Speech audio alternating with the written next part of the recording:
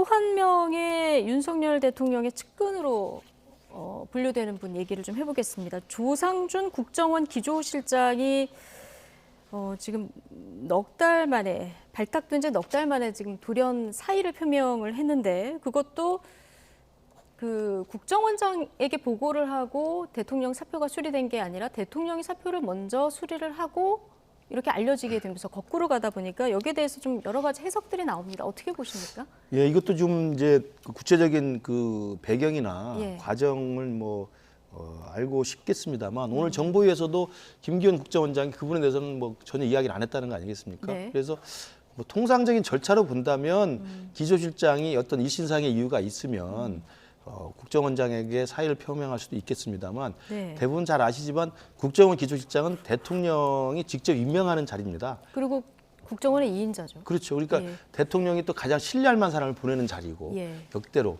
그래서 이제 국정원 기조실장으로 임명된 것도 그런 이유였고요. 검찰 출신이면서 윤석열 대통령과의 개인적 신뢰관계가 굉장히 있기 때문에 국정원이라는 살림살이를 책임지는 자리로 갔던 것이기 때문에 아마도 이 조상준 기조실장 입장에서는 자기의 어떤 사의 표명을 바로 그냥 대통령한테 이야기를 했을 수 있다고 봐요.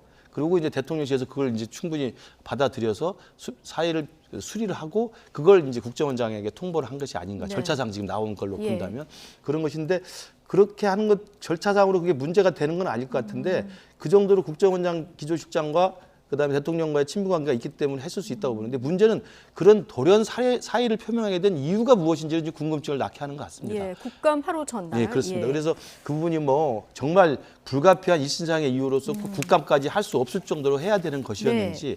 아니면 신속하게 처리하고 지금 또 오늘 기사 나온 걸로는 후임자까지 지금 발표가 거의 돼 있는 상태 아니겠습니까? 네. 그렇다고 한다면 뭔가 또 다른 이유가 있었던 것이 아닌지에 예. 대해서 아마 언론에서 계속 취재를 할 것으로 보입니다. 예, 어쨌든 이 사표가 수리되는 과정까지 조금 매끄럽지 못했던 것은 사실인 절차상 것 큰 같은데. 문제죠. 예. 왜냐하면 모든 공무원의 인사권은 다 대통령한테 있습니다. 그럼 예를 들어 검사도 마찬가지거든요. 검사가 바로 대통령한테 사표 냅니까? 그러지 않거든요. 그러니까 국정원장 완전 바보 만드는 거예요. 국정원장은 나중에 들었다는 거잖아요. 대통령이 통해서. 있으나 마나는 존재된 거거든요. 근데 박지원 전 국정원장이 인사 문제로 원장과 충돌한다는 풍문을 들었다 오는 이런 얘기도 했어요. 그렇죠. 지금 여러 가지 있죠. 인사 문제냐 아니면 개인 비리 문제냐 예전에 어떤 사건 여러 가지 도는데 저는 말씀 못 드리겠습니다만. 예, 근데 어쨌든 예. 바로 또 해임하자마자 바로 선임했거든요. 보통 텀을 뒀던 것도 아니고 하필이면 또 검사 출신의 김현장에 소속돼 있던 변호사예요. 지금 술자리 문제도 김현장 얘기 나오는데 그러다 보니까 말이 나오는 거지. 사전에 어느 정도 유력입니까 내정입니까? 지금 내정이죠. 내정인데 사실은 근데 어느 정도 좀 해명을 하고 며칠이라도 뒀다 그러면 이런 얘기는 안 나올 것 같은데 마치 기다렸다는 듯이 받고 바로 하는 걸 보면 어느 정도 사전에 얘기가 됐지 않았냐 싶어요. 그렇게 본다 그러면 절차도 그렇고 사유도 그렇고 여러 가지 의문점이 남길 수밖에 없어요. 네, 여러 해석이 뒤따르는 주제까지 다뤄봤습니다. 자, 나이트 포커스 오늘은 김근식 전 국민의힘 비전전략실장 그리고 현근택 더불어민주당 민주연구원 부원장 두 분과 함께했습니다. 고맙습니다.